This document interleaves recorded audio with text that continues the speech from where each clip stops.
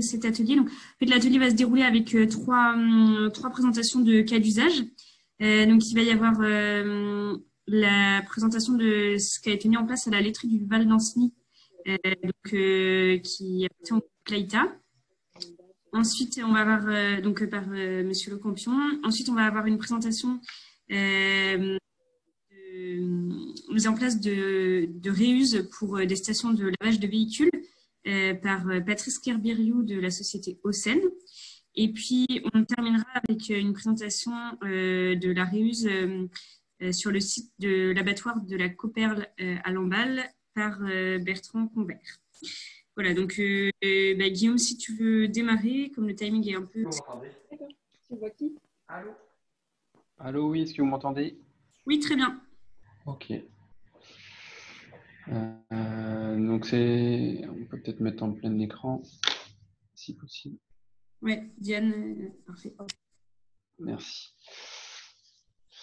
Donc, oui, donc la laiterie du Val d'Anceny, un petit récap sur ce qu'on fait, sur le site d'Anceny qui appartient au groupe Laïta.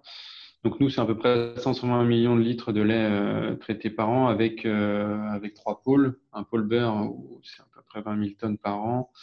Une fromagerie, fromage à pâte molle, de 24 000 tonnes par an. Et puis des ingrédients laitiers secs. Donc aussi bien de la poudre zéro, de la poudre infantile, de la poudre fermentée, qui représente au total 25 000 tonnes de poudre par an, donc avec 2 tours de séchage sur le site d'Anceny. On peut passer à la slide suivante, s'il vous plaît. Donc en termes de consommation de l'eau, il faut savoir qu'Anceny, toute l'eau utilisée provient de l'eau du réseau d'eau potable d'Anceny. On n'a pas d'eau de forage ou autre. Ça représente environ 750 000 m3 annuels, donc une très forte consommation. Et en termes de réutilisation de l'eau, on est sur un volume d'environ 250 000 m3. Donc, ce qui nous amène à une consommation globale sur le site d'un million de m3 annuels. 25% de reuse. Ce que j'ai appelé moi producteur d'eau, c'est en fait tout provient de notre eau qu'on réutilise, les 250 000 m3. Donc, c'est principalement les eaux issues du lait, donc les évaporateurs.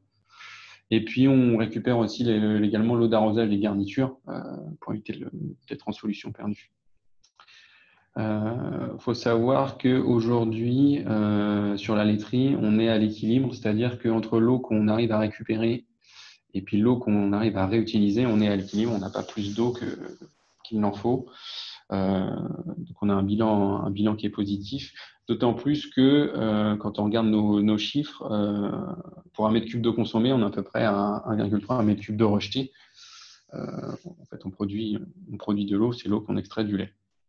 Donc, on a un impact plutôt positif en termes de volume sur le milieu naturel, car on rejette plus d'eau qu'on en consomme. Passer à la slide suivante, s'il vous plaît.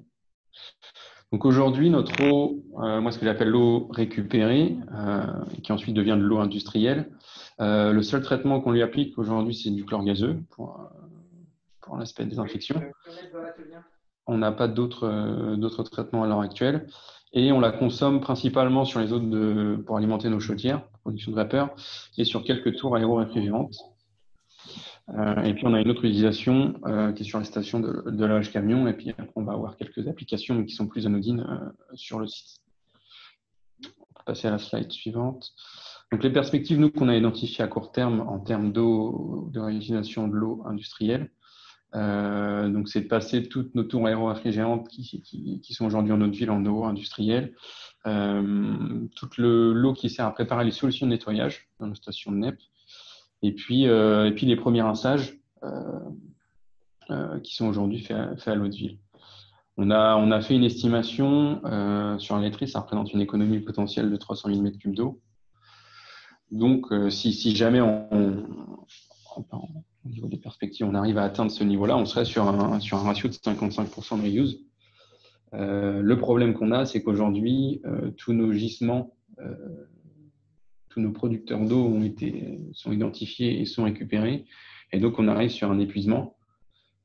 C'est-à-dire qu'on n'arrive pas à trouver en fait, ces 300 000 m3 d'eau qui nous permettraient de substituer l'eau de ville avec de l'eau industrielle.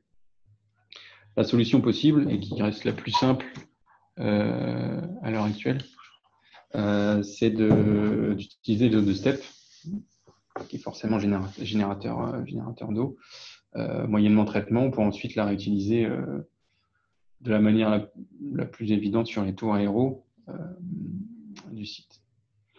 On peut passer à la slide suivante. Et à moyen et à long terme, mais on est un peu dans la même problématique, c'est que si on veut atteindre et voire dépasser ces 55% de reuse, qui nous manque toujours des producteurs d'eau, c'est pour ça que je reparlais de la steppe, avec un traitement suffisant, on pourrait avoir une qualité d'eau proche de l'eau potable, peu importe le traitement après, mais le souci, si on veut dépasser ce 55% de reuse et avoir d'autres applications, qui peuvent notamment avoir des contacts avec des contacts produits. On peut envisager ça avec des pousses produits, etc., avec une qualité d'eau suffisante. Seulement aujourd'hui, ce n'est pas autorisé par la réglementation sur certains usages. Donc c'est pour ça qu'en fait, cette situation où, comme c'était évoqué précédemment dans la matinée, cette situation de stress hydrique avec quasiment tous les étés, on est en zone critique, en alerte au niveau de la consommation d'eau, nous, en Loire-Atlantique. On est assez vite limité sur nos moyens de réduction de consommation d'eau. On n'a pas d'action choc, on va dire, pour pouvoir réduire nos consommations d'eau sur des moments précis. Sachant que en laiterie, la réduction des consommations d'eau, c'est quelque chose sur lequel on travaille depuis des années et des années. Donc, maintenant, tout ce qu'on arrive à grappiller, on parle de petits pourcentages et non de choses importantes. Voilà pour ma partie. Merci Guillaume. Je propose qu'on fasse les 3 présentations, puis après on pose les questions et les uns et les autres, vous y répondrez. Ça me semble être le plus simple si ça vous convient. Patrice Kerbiriou, je vous laisse enchaîner avec votre exemple sur la réutilisation de l'eau en station de lavage. Merci Clotilde. Patrice Kerbiriou, donc société Ocène. Alors, Ocène est une PME de 70 personnes basée près de Rennes et spécialisée dans le domaine du traitement des eaux, de l'hygiène et de l'environnement sur les marchés de l'agriculture et de l'industrie. Nous proposons des solutions de traitement d'eau potable, d'eau de process, d'eau usée et également de reuse. Et pour ma part, je suis en charge de l'activité traitement d'eau industrielle. Alors, je vais vous présenter un exemple de reuse, à savoir le recyclage d'eau usée de stations de lavage automobile. Donc, dans ce cas d'application, on est vraiment sur une réutilisation sur l'utilisation première de l'eau, donc à savoir le lavage automobile. Alors, sur ce premier slide, je vais vous donner les motivations, en fait, les démarches qui poussent en fait, les propriétaires de stations de lavage automobile à s'engager vers du reuse. Donc, la première démarche peut être environnementale, donc à savoir éviter de puiser dans les réserves en eau, économiser les ressources, que ce soit de l'eau de forage ou de l'eau de ville en fonction des stations de lavage.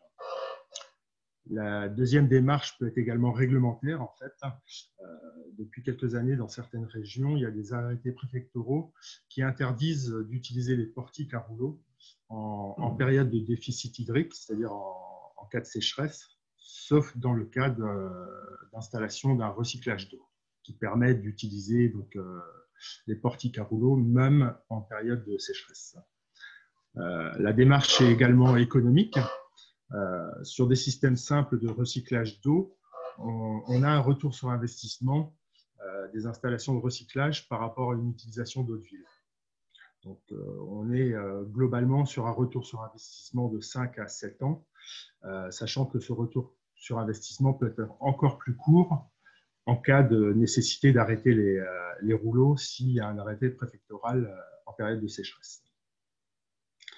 Ça peut être également une démarche de communication.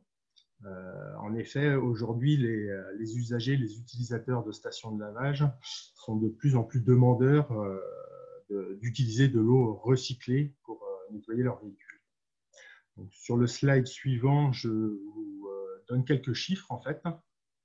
Alors, un lavage de véhicule à domicile consomme en moyenne 300 litres d'eau.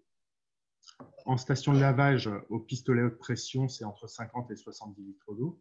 Et sur les portiques à rouleau, c'est entre 170 et 200 litres d'eau.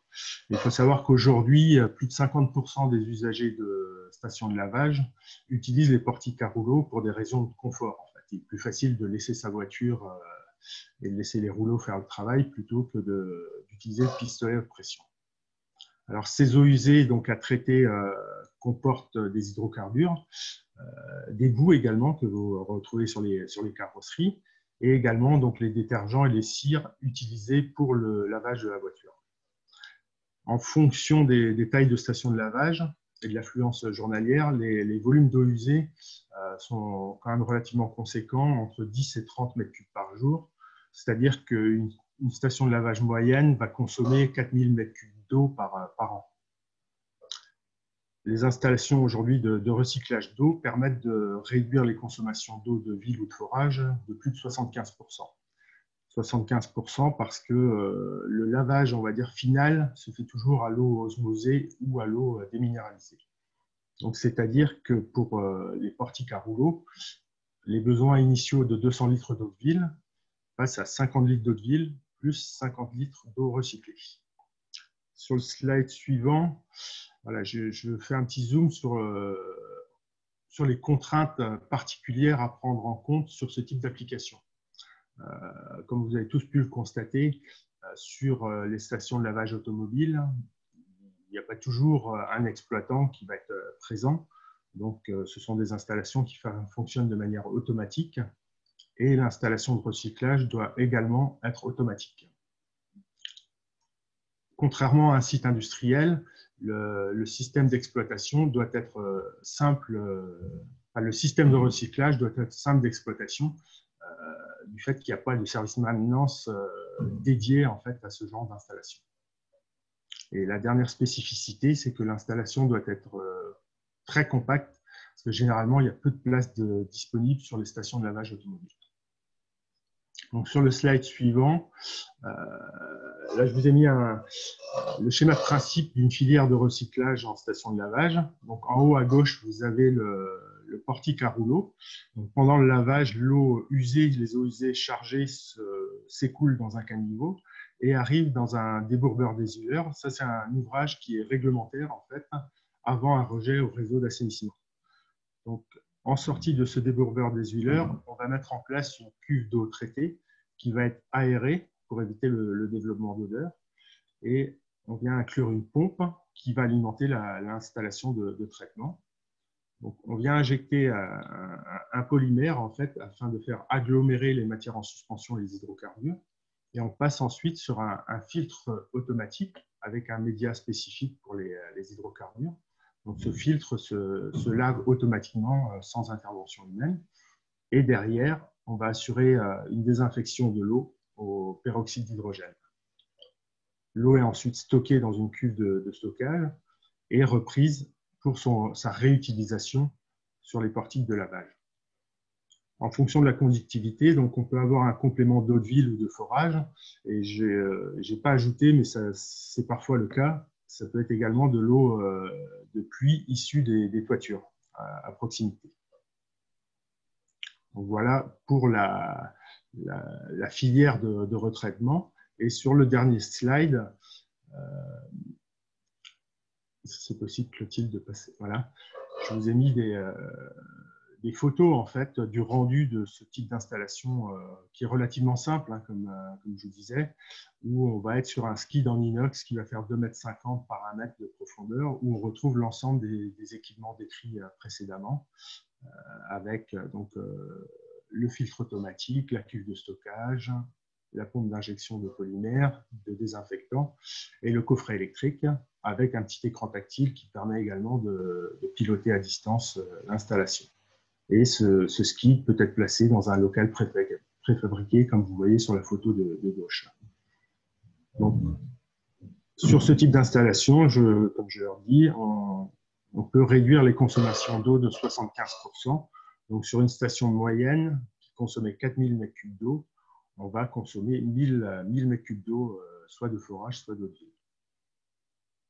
Donc, voilà pour la présentation. Je vous remercie de votre attention. Merci Patrice. Alors, on va passer à Bertrand Convert de Cooperl. Juste, n'hésitez pas à poser vos questions par écrit dans le chat et puis comme ça, on pourra les prendre juste après l'intervention de Bertrand. Oui, bonjour à tous, vous m'entendez bien? Oui, c'est bon. C'était bon, très bien. Bien, donc alors moi je vais vous proposer un petit peu plus la vision d'un industriel sur cette question de recyclage d'eau. Donc pour passer à la slide suivante, donc Cooperl, pour ceux qui ne connaissent pas, donc c'est un groupe coopératif qui est organisé en filière et dont le secteur d'activité c'est l'élevage de porc et la transformation du porc. On peut déjà préciser qu'actuellement, on est sur des enjeux quantitatifs forts sur l'eau en ce qui concerne le cycle du porc. Je vous ai mis quelques références chiffrées. Donc, la Cooperl a à peu près 2700 sites d'élevage, donc des adhérents producteurs de porc. Donc là, c'est un petit peu en dehors de notre champ de discussion pour ce matin, mais il faut quand même savoir que pour faire pousser 1 kilo de porc, enfin pour obtenir 1 kilo de porc, donc ça nécessite de mobiliser de l'ordre de 11,5 litres d'eau. Et donc à l'échelle de notre coopérative, on a des enjeux assez colossaux puisque ça représente la mobilisation de 7 millions de mètres cubes d'eau sur l'ensemble du Grand Ouest.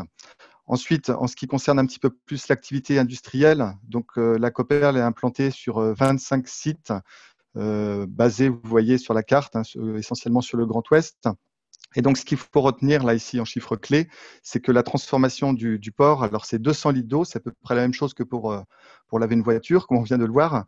Donc, 200 litres d'eau, ça représente le process de transformation du lavage de la bétaillère jusqu'au produit fini, c'est-à-dire jusqu'à la barquette de saucisses, si on peut dire. Donc là, à l'échelle industrielle, ça représente aussi des enjeux très, très importants pour le groupe, puisque c'est de l'ordre de 1 million de mètres cubes d'eau. Enfin, j'arrondis un petit peu les chiffres, mais c'est cet ordre d'idée qu'il faut retenir. Et donc, ce qu'on constate aujourd'hui, c'est que l'eau pourrait aussi devenir un facteur limitant pour le développement de nos productions, ou même tout simplement pour l'avenir de nos productions. Et donc, un des axes importants dans notre RSE aujourd'hui, c'est de réduire l'empreinte eau, et notamment par le biais du recyclage. La petite difficulté, c'est qu'on a déjà engagé ces démarches-là pour des activités comme l'énergie, où les choses sont bien cadrées. Donc, il existe des systèmes normatifs. Il y a une norme ISO 50001. Pour l'eau, on trouve difficilement des équivalents. Et donc, il y a un ensemble de démarches qui ont été mises en place. Par exemple, l'installation de compteurs, des outils de supervision, des démarches également de pilotage et d'audit. Et donc, tout ça a été engagé il n'y a pas très longtemps, il y a à peu près 3 ans. Mais cela dit, on a pu constater une réduction de la consommation d'eau qui est de l'ordre de 15 à 20%. Donc, c'est relativement substantiel. Alors, pourquoi? Parce qu'auparavant, on utilise de l'eau de recyclage, de l'eau osmosée notamment. Et donc, comme c'était de l'eau recyclée, on avait l'impression il y avait du gaspillage puisque c'était de l'eau qui était disponible en abondance. Mais il faut bien avoir conscience aussi que cette eau recyclée, elle représente un coût et donc il faut économiser, que ce soit de l'eau du réseau ou de l'eau de recyclage. On est bien dans un souci aujourd'hui de réduire, de maîtriser les prélèvements. Slide suivante, s'il vous plaît. Alors, pour présenter un petit peu plus en détail nos activités, donc je vais prendre l'exemple du site de Lamballe, qui est notre site le plus important. On y retrouve donc différentes activités, l'activité d'abattage et de transformation des animaux, donc première, deuxième transformation. On a des activités également de congélation, une activité de fondoir, la gestion des coproduits animaux également. Et donc tout ça est très, très mobilisateur pour la ressource en eau. Et donc c'est pour ça qu'on a également un outil industriel, donc une station d'épuration qui permet de traiter l'ensemble de ces volumes-là. Donc, on a une capacité de traitement qui est équivalente à 1,4 million de mètres cubes d'eau, donc au-delà de nos besoins. Et pour avoir une petite référence, ça fait l'équivalent en charge polluante d'une ville de 400 000 habitants. Donc, les sous-produits de cette STEP sont récupérés généralement et valorisés dans différentes voies, biocombustibles ou bien engrais organiques. Alors, ce qu'il faut comprendre ici dans le schéma qui vous est présenté ici, c'est que donc on a l'ensemble des eaux usées qui sont issues des process, qui ont différentes destinations, et notamment une organisation un petit peu originale, puisque 30%, à peu près un tiers des eaux usées, partent vers la station d'épuration communale de la ville de Lamballe. Et ensuite, l'exutoire, c'est la rivière du Gouessant. Donc, on a un système de convention, donc on a un pré-traitement flottateur dégraisseur, et ensuite, ça part vers cette station de la collectivité. Le reste, donc les 2/3, les 70% restants, donc subissent un pré-traitement physico-chimique, et ensuite, on part sur des process habituels, un traitement biologique. Et ce qui est assez original ici, c'est qu'on a donc des post-traitements, des traitements de finition qui sont assez élaborés, hein, qui ont été exigés par le fait qu'on est dans un secteur relativement sensible, hein, du point de vue de l'eau, hein, la baie de Saint-Brieuc. Et donc, on est sur des process de finition type ultrafiltration et osmose inverse. Et donc, vous voyez qu'on a ce système de recyclage, hein, qui va vers la droite. Donc, on a de l'eau ultrafiltrée et de l'eau osmosée qui peuvent être réutilisées dans différents process industriels, mais en aucun cas sur des contacts alimentaires. Alors, je ne vais pas détailler le process de l'ultrafiltration et de l'osmose inverse, je pense que tout le monde connaît à peu près. Simplement, ce que je voulais montrer ici dans le schéma, c'est qu'on a également un gros volume d'eau qui est recyclé, mais qui n'est pas revalorisé dans les process. Et donc, on a, vous voyez à gauche, hein, le surplus d'eau osmosée, qui est de l'eau propre finalement, qui n'est pas utilisée et donc qui est rejetée dans le milieu naturel. Alors cette fois-ci, on n'est plus dans le Gouessant, mais on est dans une autre petite rivière qui s'appelle la Truite. Et donc la capacité de charge quantitative de ces deux cours d'eau atteint souvent ses limites, et notamment en période d'étiage. Donc voilà sur l'organisation générale du site. On va passer à la slide suivante. Et donc, alors le troisième message que je veux vous faire passer ici, donc c'est que on a aujourd'hui des applications relativement intéressantes déjà de recyclage. Donc, on a notamment tout ce qui est eau ultrafiltrée, hein, ça représente de l'ordre de 100 000 m3 à l'année, donc qui sont réutilisés pour du lavage de bétaillère ou camion. On a également tout ce qui est lavage de biofiltres, lavage d'usines, notamment les usines qui produisent de l'énergie vapeur. Et on a une deuxième grande application alors pour tout ce qui est eau osmosée. Donc là, ça représente la majeure partie du volume, c'est 265 000 m3 à l'année. Donc, on retrouve bien notre total, vous voyez ici, de 365 hein, en 2018. Je n'ai pas réutilisé les chiffres. Et donc là, les applications, donc ça correspond plutôt au nettoyage d'usines, donc tout ce qui est traitement des graisses, les usines de coproduits, les tares également sont également consommatrices. Et on a également l'application pour tout ce qui est brumisation des porcs vivants et également pour la préparation des polymères hein, pour les process. Donc, vous voyez qu'on a des usages qui correspondent déjà à des volumes importants, mais on a, cela dit, des marges de manœuvre. Sauf qu'aujourd'hui, on n'a aucun usage sur tout ce qui est process alimentaire. Alors, ce qui est un petit peu dommage parce qu'on a étudié ça d'assez près. Et vous voyez en bas à droite le 60%. Donc ça, c'est la capacité théorique maximale qui nous permettrait d'augmenter notre taux de recyclage. On pourrait passer de 38 à 60% d'eau recyclée. Et donc, ce levier-là présente deux intérêts. Ça permettrait déjà de réduire la consommation, enfin le pompage dans le milieu naturel. Et d'autre part, ça permettrait également, pour un volume équivalent, de réduire les volumes de rejet vers un milieu naturel qui est déjà saturé quantitativement. Donc, alors, un petit peu comme ça a été présenté ce matin, donc je l'illustre de façon assez terre à terre, mais donc on se heurte à une barrière réglementaire, c'est qu'aujourd'hui, on a une définition de l'eau potable qui est faite d'après l'origine de l'eau, et donc elle doit provenir du milieu naturel, donc d'après le Code de la santé publique. Or, dans nos activités, on s'aperçoit qu'on a de l'eau osmosée qui présente toutes les caractéristiques d'une eau potable. Donc, on respecte tous les critères physico-chimiques de la potabilisation. Alors, sauf peut-être sur le critère ammonium et la conductivité sur lesquels on avait eu un petit peu de problème il y a 2 ans. Mais donc, ce souci a été corrigé puisqu'on a augmenté les niveaux d'aération. Et également, donc, cette étude a été assez loin puisqu'on a envisagé des procédés de post-traitement Au départ, on avait réfléchi à tout ce qui est oxyde de chlore ou traitement par ozone. Et finalement, on s'est plutôt orienté vers un procédé de finition par traitement UV. Et donc, l'ensemble de ces process permet de garantir une eau de qualité sanitaire, j'allais dire, irréprochable.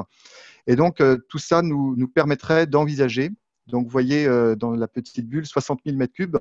Donc, on a envisagé une application. Alors, c'est minimum 60 000 m3, mais ça pourrait monter, je pense, jusqu'à 90 000 m3, sur des applications type boyauderie. Alors, la boyauderie, alors là, on est sur des process en contact alimentaire. Mais ça correspond à un usage qui peut être, par exemple, le nettoyage des matières fécales, des abats blancs. Le dégrossis et le lavage également des zones d'abattage. Donc là, on est sur ce qu'on appelle le premier lavage, mais ensuite le deuxième et le troisième lavage continuerait de se faire avec l'eau du réseau, comme ça se fait aujourd'hui. Donc vous voyez qu'on a des marges de manœuvre en termes de reuse qui se heurtent aujourd'hui plutôt à des contraintes réglementaires. Donc là, je vais pouvoir en venir à la conclusion, à la dernière slide. Simplement pour dire que sur le plan technologique, nous sommes quasiment prêts. Sur le plan sanitaire, on a un cadre qui est plutôt rassurant. Économiquement, c'est également quelque chose qui pourrait être parfaitement bénéfique. Et donc, il ne reste plus qu'un point à régler, j'allais dire, c'est le cadre réglementaire. Et donc là, je pense qu'on pourrait parfaitement s'inscrire dans un dispositif expérimental. On voit, avec tout ce qu'on a entendu ce matin, que l'environnement est en train d'évoluer. La Coperle se tient à disposition. Et puis alors là, je voulais réserver une petite citation. Alors je vais citer le général de Gaulle en conclusion, mais j'aime bien cette phrase-là. C'est donc être à l'avant-garde de l'inévitable. Et je pense qu'en matière de reuse, on est parfaitement en adéquation avec cette affirmation. Voilà, je vous remercie pour votre attention. Merci beaucoup, Bertrand. Merci à tous les trois pour vos témoignages très concrets. Alors, je regarde un petit peu les questions. Alors, il y a une question sur quelles obligations, quels freins réglementaires pour faire de la reuse vers les tours aéro-réfrigérantes. Je ne sais pas si, Bertrand, vous faites de l'usage en tour aéro-réfrigérante. Oui, non, à ma connaissance, il n'y a pas de frein particulier à l'utilisation des eaux osmosées en TAR. Merci. Alors, je ne sais pas si d'autres... j'ai pas l'impression qu'il y ait de nouvelles questions. Alors, combien de stations de recyclage d'eau de lavage automobile en France? Donc, c'est pour Patrice, cette question. Je ne sais pas si vous avez la réponse. Alors, aujourd'hui, c'est un domaine qui date de quelques années déjà, le recyclage d'eau en station de lavage, et qui s'accélère du fait des arrêtés préfectoraux qui interdisent l'utilisation des rouleaux. Maintenant, on en est au début. On va dire qu'il y a peut-être 5 ou 10% des 5000 stations qui sont équipées quoi. Donc voilà, on est vraiment au début du recyclage d'eau en station de lavage. 10 000 sur combien?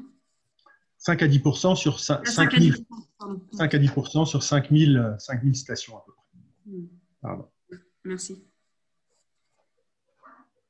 Est-ce qu'il y en a qui ont d'autres questions ou des témoignages d'applications que vous avez dans vos entreprises?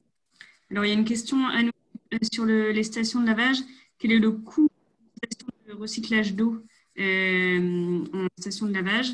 Quel investissement, quel coût mètre cube? Y a-t-il du retour sur expérience sur la différence d'efficacité entre traitement biologique ou physico-chimique, toujours pour les stations de lavage, Patrice? Alors, au niveau de l'investissement sur une installation moyenne, sur une station de lavage automobile, on va être sur un investissement équipement de l'ordre de 30 000 euros. En fait. Ensuite, il faut ajouter, en fonction de l'existant, un peu de génie civil. Donc, on va être entre 10 et 20 000 euros de génie civil en plus. Donc, au niveau du coût au mètre cube, on va arriver en coût de fonctionnement, on va être à peu près à 1,50 € en coût au mètre cube. Alors, je regarde les autres questions. Il y avait une question sur la différence d'efficacité entre traitement biologique et traitement physico-chimique.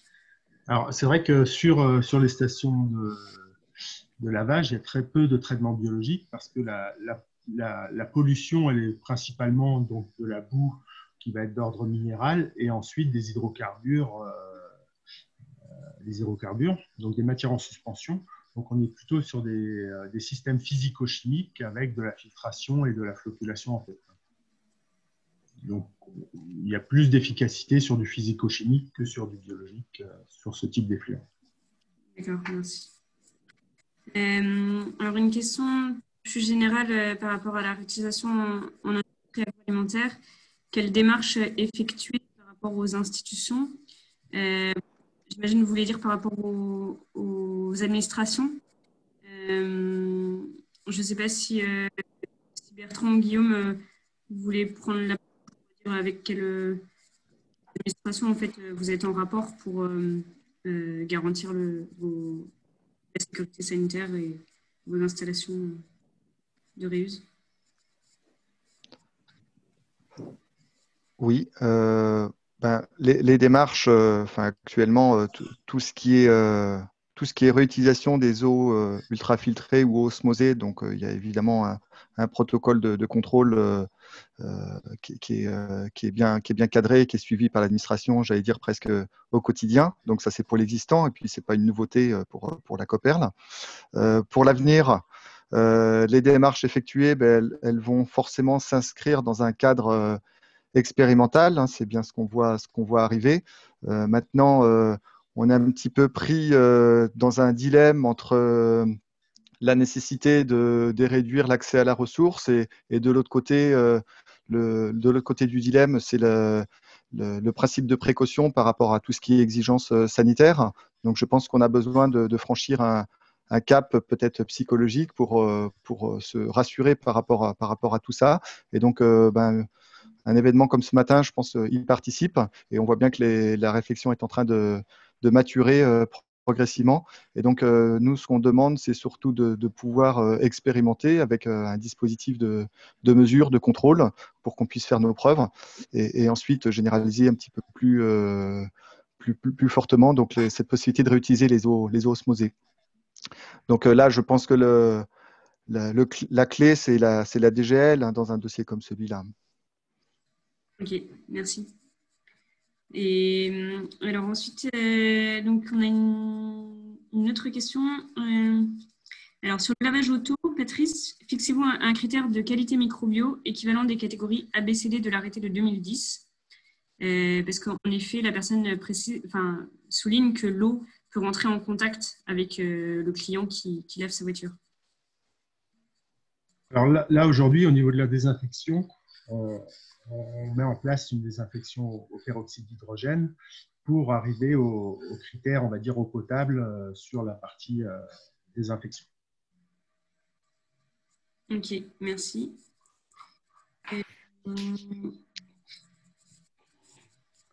Alors, je vois également une question. Je me permets de prendre la parole. Alors, en élevage porcin, l'eau pulvérisée pour réaliser du lavage de gaz dans les bétaillères peut-elle être utilisée? Aujourd'hui, donc on a de l'utilisation d'eau osmosée pour brumiser les animaux. Alors, pas directement dans les bétaillères, mais plutôt à l'entrée abattoir. L'utilisation d'eau recyclée pour les bétaillères, c'est plutôt pour nettoyer les bétaillères. Donc, on ne parle pas de lavage de gaz.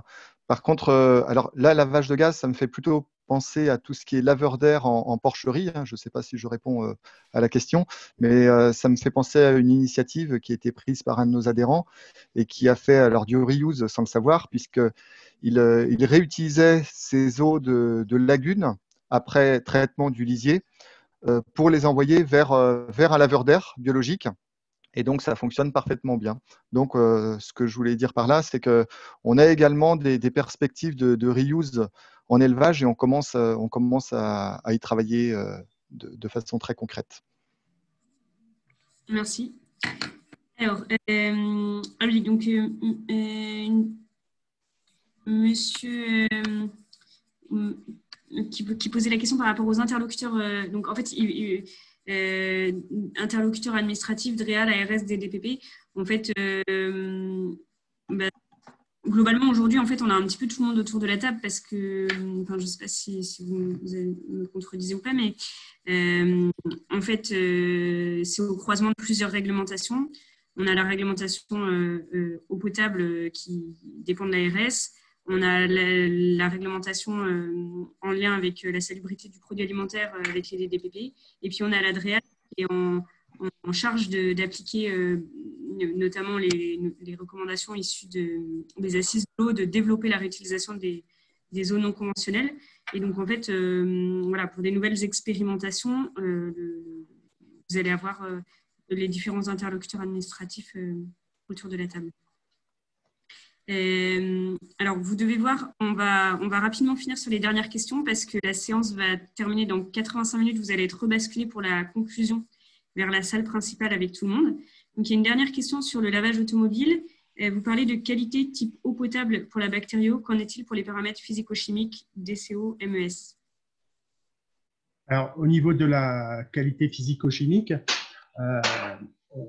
on regarde bien sûr les paramètres DCO, MES, mais c'est principalement en fait le résultat par rapport aux traces que peut laisser cette eau recyclée sur les véhicules qui sera notre indicateur principal. Aujourd'hui, on est en cours d'analyse plus précise en fait sur les différents paramètres MES, DCO, etc. Mais c'est vrai que ce n'est pas notre critère premier au niveau physico-chimique. Ok, merci. Il y avait une dernière question sur le devenir des concentrats issus des traitements. Donc, je ne sais pas si elle s'adresse à tout le monde ou… Voilà, je ne sais pas s'il y en a. Moi, je peux répondre en 3 mots. Les concentrats d'osmoseur sont dirigés vers la station communale de Souleville. Ok, très bien, merci. Eh bien, merci à tous. On va être rebasculé du coup dans 15 secondes sur la salle principale. Donc, merci en tout cas aux 3 intervenants pour leur participation. Et puis à tout de suite pour la conclusion.